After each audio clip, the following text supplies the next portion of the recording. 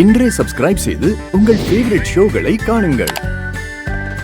நிலாவுக்கு ஹார்ட்ல பிரச்சனை இருக்கு.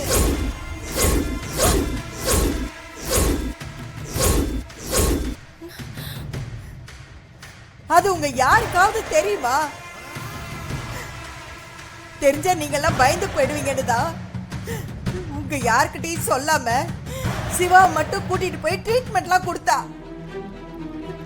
அதுக்காக அவ நல்லவளாயிடுவாளா? சிவா, நீ கூட ஏன்டா சொல்லல? அவதாம இங்க சொல்ல வேண்டாம்னு சொன்ன, அதனாலதான் சொல்லல. அதை வச்சு அவ என்ன பிளான் பண்ணிருந்தாங்க? ஐயோ அண்ணா, அதெல்லாம் சரி. இந்த மணிமேகலை நல்லவ மாதிரி இந்த குடும்பத்தையே சுத்தி சுத்தி வந்தாளே, அவ தம்பி தாசு அவன் நல்லவனா? இந்த காவேரி அந்த பையனுக்கு கட்டி வச்சிருந்தா இந்நேரம் இவன் நிலைமை என்ன ஆயிருக்கும்? அதையெல்லாம் தடுத்து நிறுத்தி காவேரியை காப்பாத்தினது யாருங்க? துளசி தானே. இப்ப எதுக்கு இதெல்லாம் சொல்றீங்க? நாங்க பண்ணதெல்லாம் தப்பே இல்ல, மன்னிச்சு ஏத்துக்கோங்க அப்படின்னு சொல்றாங்க. அத்தை, உங்க இஷ்டத்துக்கு பேசாதீங்க. எனக்கு தாச பிடிக்கலன்றத இங்க இருக்க எல்லார்கிட்டயும் தான் சொன்னேன். அப்பா கிட்ட சொன்னேன், அம்மா கிட்ட சொன்னேன், அண்ணன் கிட்ட சொன்னேன்.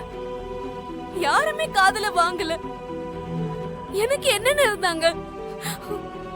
துளசி ஒரு ஆளுதான் எனக்காக வந்தாங்க.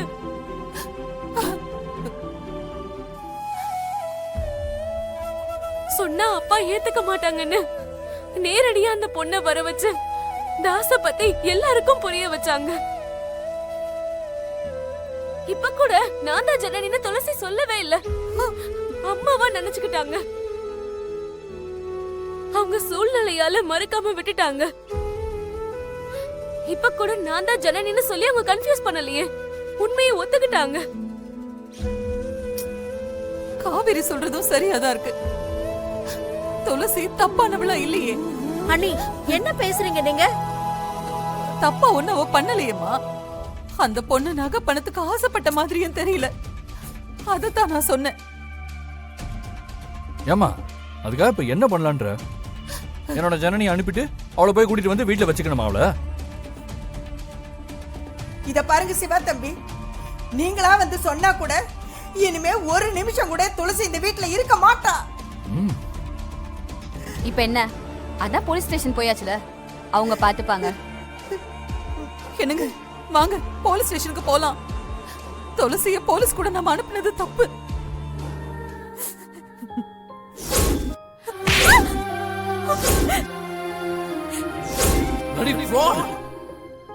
சொன்னது பழகினது எல்லாமே போய் போய்க்காரி போய் தொலை. ஏமாத்தினது என்ன மட்டும் இல்ல, என் ஆன்மாவை, என் காதல், என் மனசு, என் உயிரை. நான் தான் ஜனனின்னு சொல்லி என் பொண்டாட்டிய ரூம்குள்ளேயே இருந்தீங்க. அசிங்கமா இல்ல? இது எத்தனாவது கல்யாணம்? கல்யாணம் மட்டும்தானா இல்ல வேற ஏதாவது பண்ணிருக்காங்க? கூட்டு போய் விசாரிங்க. சார், நீங்க கம்ப்ளைண்ட் எழுதி கொண்டு வந்திருக்கீங்களா இல்ல கம்ப்ளைண்ட் எழுதி தரீங்களா? சார், நான் கம்ப்ளைண்ட் கொடுக்க வரல, நான் அவளை அழைச்சிட்டு போதான் வந்திருக்கேன். அம்மளா சார், அவ ஃப்ராடு பண்ணது உண்மைதானே? நீங்க கம்ப்ளைண்ட் மட்டும் எழுதி கொடுங்க, மத்ததெல்லாம் நான் பாத்துக்கிறேன். ஐயோ, அதெல்லாம் வேண்டாம் சார். சார், தப்பு எங்க பேர்ல இருக்கு, அதனால கேஸ் எல்லாம் ஒன்றும் போட வேண்டாம். அவளை அனுப்பிச்சிடுங்க, நாங்கள் கூட்டு போறோம். அம்மளா சார், ஒரு நிமிஷம் வாங்க. விசாலம், பேசிட்டு வந்துடுறேன். நீ என்கிட்டயாவது உண்மையா சொல்லிருக்கலாம் இல்லம்மா? பல முறை நினைச்சேன், நீங்க தாங்கிப்பீங்களான்னு தான் எனக்கு பயம். உங்க உடல்நிலைய மனசுல வச்சுதான் சொல்லாமையே இருந்துட்டேன். நான் தம்மா காரணம்.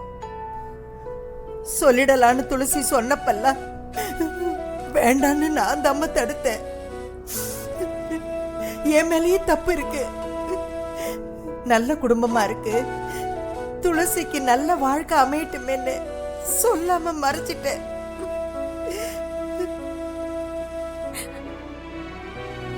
நானே தேடி தேடி பாத்திருந்தா கூட உன்ன மாதிரி ஒரு மருமக கிடைச்சிருக்க மாட்டான்னு சொல்லி சொல்லி சந்தோஷப்பட்டேன். இப்போ எல்லாமே பாழா போச்சேம்மா.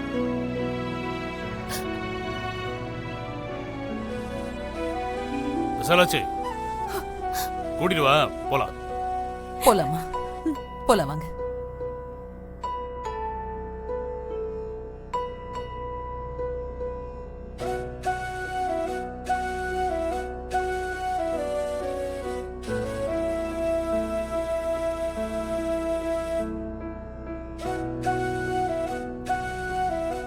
சரி வாங்க போலாம். வாமா போலாம். வாமா. அப்பா எதுக்குப்பா இவங்களை திரும்பவும் கூட்டு வந்தீங்க? ப்ளீஸ் அமுச்சு விடுங்கப்பா. சிவா, துளசி கொஞ்ச நாளைக்கு இங்க தாண்டா இருப்பா. சிவா, நான் போயிடுவேன். சத்தியமா நான் சொல்றேன். சிவா, சொன்னா இவ கேட்க மாட்டாளா? ஜனனி சொல்றதுல என்ன தப்பு இருக்கு? இப்ப எதுக்கு திரும்ப இவ்வளவு கூட்டிட்டு வந்தீங்க? மா, ஏதோ பிளான் பண்ணிட்டாங்க போல.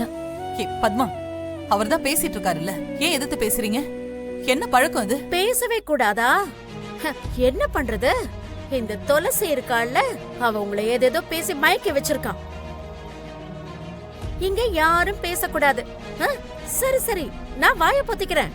பொண்ணு பேச வேண்டாம்னு யாரும் சொல்லல, பார்த்து பேசுன்னு தான் சொல்றேன். நீங்க ஏன் சொல்ல மாட்டீங்க? நான் உங்க வீட்ல இருக்கேன்ல, அதனால நீங்க என்ன வேணாலும் பேசுவீங்க. பத்மா, என்ன பேச்சு பேசுற? எப்ப பார்த்தாலும் இதே பாட்டா பாடுற. விசாலாச்சிட்டே இப்படி பேசுனா வேற யார்கிட்ட பேச மாட்டேன். பா, இப்ப எதுக்குப்பா இவ்வளவு கோவப்படுறீங்க? டேய், நீ பேசாதடா. உனக்கு எதுக்கும் சம்பந்தம் இல்ல. பத்மா, மனசார சொல்லு, உன் மக வேற என் மக வேறன்னு என்னைக்காச்சும் விசாலிச்சு பாத்திருக்காளா? இல்ல உன் மகளை நீதான் வளர்த்திருக்கியா? வெத்து போட்டது மட்டும்தான் நீ. உன் பொண்ணு ரம்யாவை தூக்கி வளர்த்தது எல்லாம் என் விசாலாச்சிதான். எப்ப பாரு உன் வீடுன்னு சொல்றிய, என்னைக்காவது இது என் வீடு என் குடும்பம்னு விசாலாச்சி சொல்லிருக்காளா? விசாலாச்சி பத்தி நீ எவ்வளவு குறை சொல்லிருப்ப? உன்னை பத்தியும் உன் பொண்ணை பத்தியும் இது நாள் வரைக்கும் ஒத்த வார்த்தை தப்பா சொல்லிருப்பாளா விசாலாச்சி? மனசு முழுக்க அழுக்க வச்சுட்டு பேசாத. இத பாரு, விசாலாச்சி உங்களை தப்பா நினைச்சா ஒரு நாள் கூட நீங்க இங்க இருக்க முடியுமா சொல்லுங்க.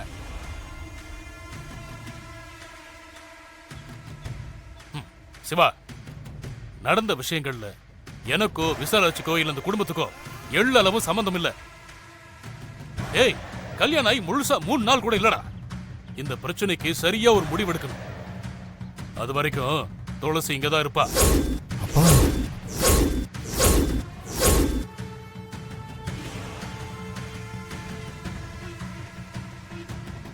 துளசி இங்க இருக்கிறது பிடிக்கலன்னா பிடிக்காதவங்க இங்க இருந்து போயிடலாம். இதுதான் என்னோட முடிவு. விசாலாச்சி, துளசி தங்கறதுக்கு ஏற்பாடு பண்ணு.